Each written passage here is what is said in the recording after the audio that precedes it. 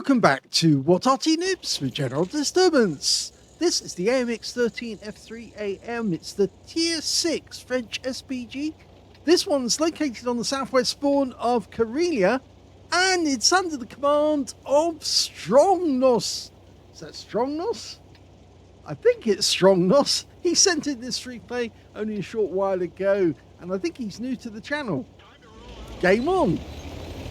Well, it's a 155mm howitzer mounted on top of an AMX 13-ton tank, which has had its turret removed. There's only two crew actually in the vehicle, the driver and the commander, who sits directly behind him.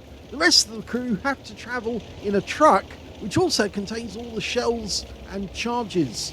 So there's actually a much bigger crew than the four that they're actually showing on the game. But anyway, it's capable of doing quite a lot of damage. 630 alpha, 39mm pen, 7.6 meters burst radius, and 11 to 22 seconds of stun. He's spotted his enemy, and he's now deciding which one he's going to go for. Well, the Skoda seems to be a good target, but he is on the move, so he'd need to dial in ahead of the target to try and predict exactly where he's going to get an accurate shot. Well, he's stationary now, rounds out, direct hit, 309. That's a non-penetrating shot, but it's a good one nonetheless. And he is taking damage, so we're getting stun assist, and quite a lot of it as well. Yep, loads of stun assist, and he's gone. So we picked up the rest of his hit points as stun assist. Okay, we're looking for another target now. We found a T-52 who's being a bit of a persistent nuisance, and so it looks like we're going to go for him. Now, line up the shot ahead of where you think he's going to go. And when he had plenty of opportunities to shoot there, rounds out. Well, he got splash, 129 from that shot. The idea is actually to pick a spot where you think the enemy's going to go through by noticing how he's moving. And you dial in on that spot and that spot alone and let the enemy just drive straight through it. And that's when you fire. When you think he's about to go through the spot, you fire and the shell hits him just as he goes through the spot. And that way you don't have to keep adjusting your aim. He did adjust his aim several times on the T-52, and that's why he didn't get a shot out when he could have. Now, there's likely to be an enemy behind that rock. There normally is a tank destroyer or two. So we'll plant around behind that bush and see if we can upset anyone. Well, the shell went long. I think he probably would have been a bit closer to the rock than that. But if they were behind the bush, they more than likely took some damage from that shot alone. We're only one up on the enemy at the moment, so it's still anybody's game. Now you can see a number of enemy tanks there moving about. But the M6 looks to be the best target. Now again, dial in on the spot ahead of his path. Get it right. Rounds out. That's better. Direct hit. That's how you do it. He got 207 off the direct hit and 160 from stun assist. But he's picking up more stun assist and the target's gone down. So yes, he's racking up the damage now. The other tanks don't want to come out. And yet we've just seen an enemy Arty fire from that position. Now, there's two enemy Artys on their team, an FV304 and an SU8, and I suspect that that Arty was actually the FV304, but I think he's a bit further back than that. If you look at the tracer, it started from off near those bushes, and we just saw the tracer again, and it looks like he is changing position. And there was a tank behind that corner. It was the Hellcat. And we're about to be loaded, so we can fire another round in there, and it should hit him. And it did, and it wiped him out. Direct hit. So he's got his first kill of the game, and he's picked up more hit points.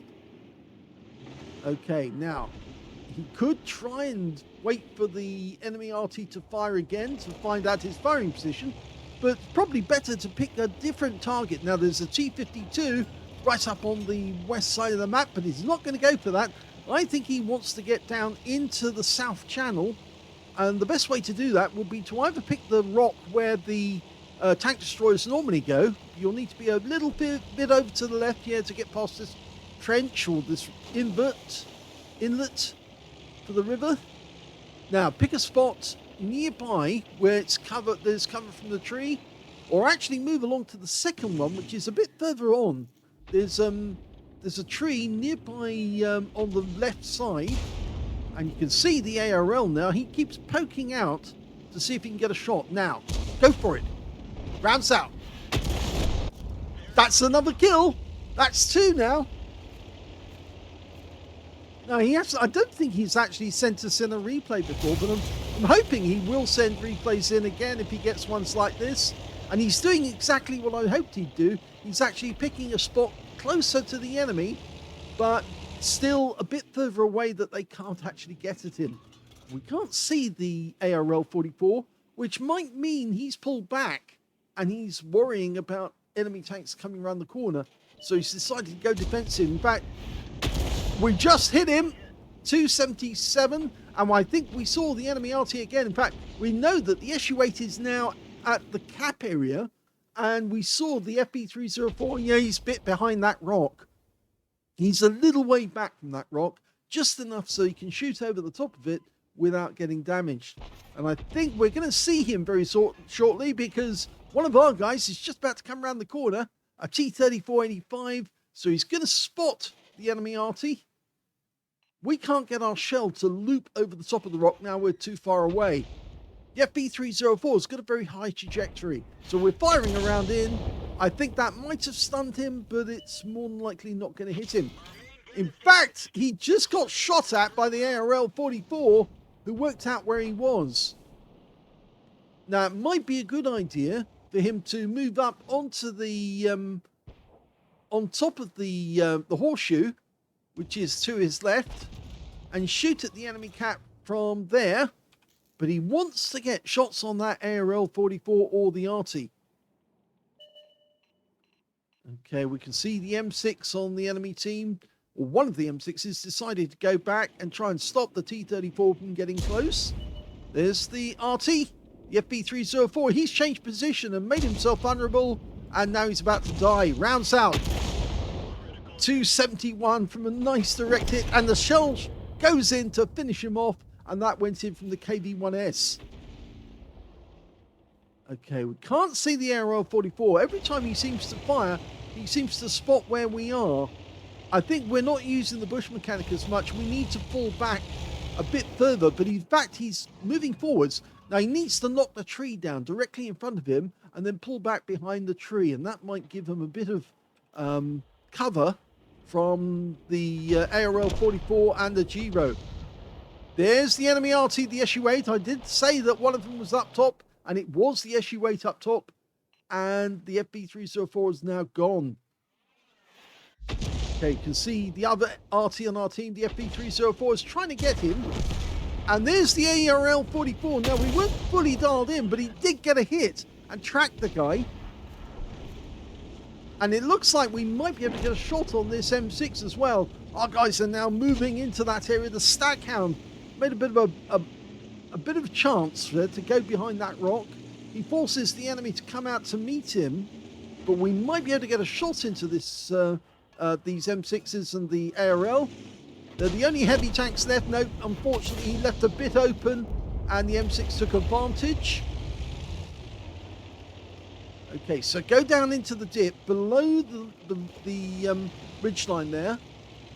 In that little dip, you can shoot from there, but he's decided instead he wants to go up onto the horseshoe, and the ARL's 444 is coming this way, and yes, he's hit our gun.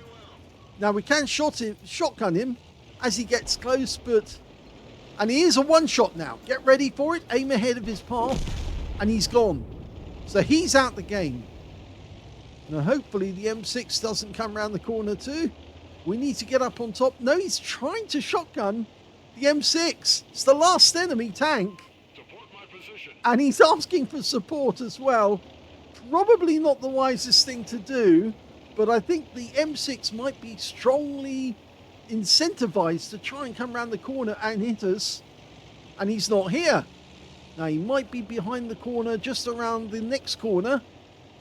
In fact, I think he's probably trying to get to the cap area. There he is. He is trying to get to the cap area. He now sees that there's an Arty behind him. And unfortunately, there's a rock between us and the target. That's why we've got the red line.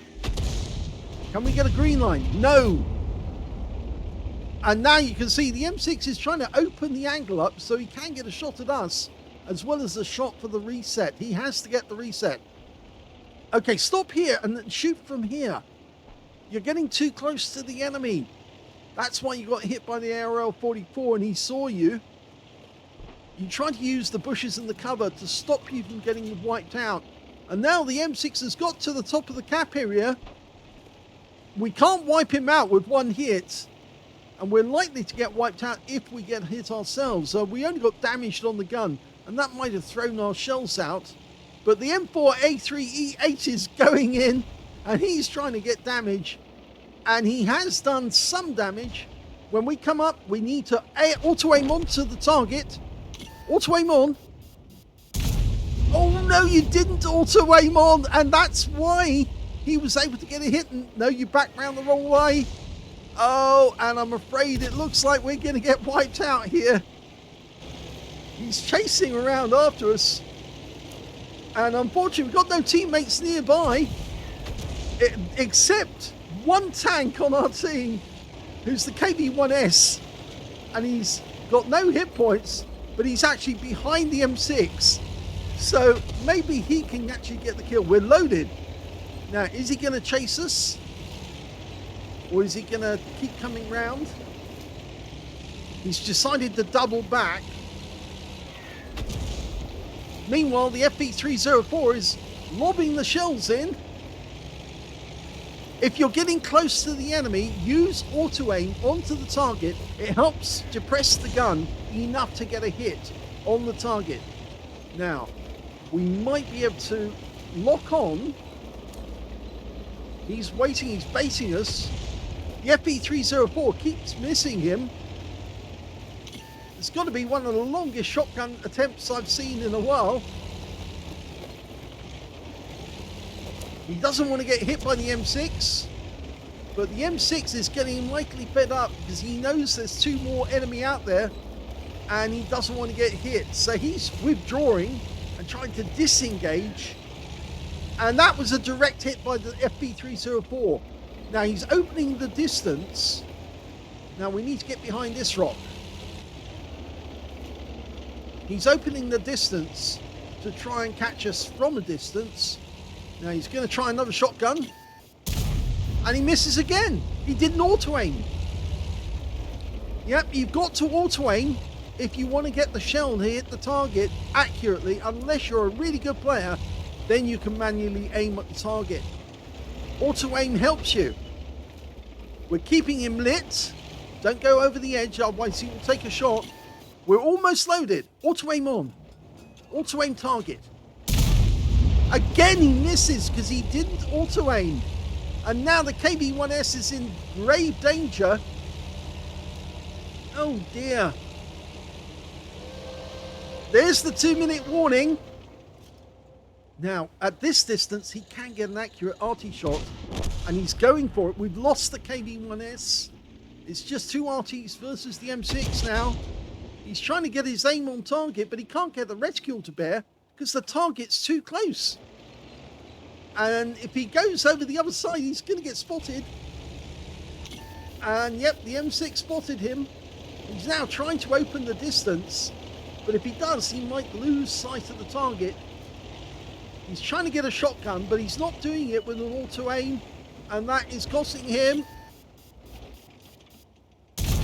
That's better. It wasn't auto-aim, but it did do the job. And now he's down to a splash kill. This is, if this wasn't serious, it could be comical. But we're almost loaded. He needs to get down.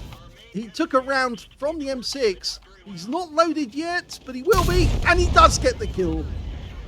Oh, thank God for that. Yes, auto-aim on target will get your gun to hit the target better. Well, that is why it's a really good idea to send your replays into what Arty Noobs, because we can tell you what you're doing wrong so you get it right the next time. That was a first ace tanker for Strongnoss in the AMX13F3. Congratulations for getting your first ace, but it would have been a lot quicker if you'd auto-aimed onto the target, because the shell probably would have hit the target first time rather than having to aim it manually and you can get it onto target that way. Yeah, well, first ace, he got a bruise medal for getting at least 5 critical hits. In fact, he got 12, and he got a Starks medal out of that one, yes, because he took at least 2 shots from the enemy, blocked at least 2/3 of his hit points, got at least 2 kills, and was still alive at the end of the game. And on top of that, he got a win rate of 4,939, which is super unicum and a bit more. But, oh, that was a long way to kill him. And it took how many shotguns? Was it 4? Was it 5? I don't know. I couldn't count how many. All I know is that this is a 155mm round and it could blow your head clean off. Do you feel lucky, punk?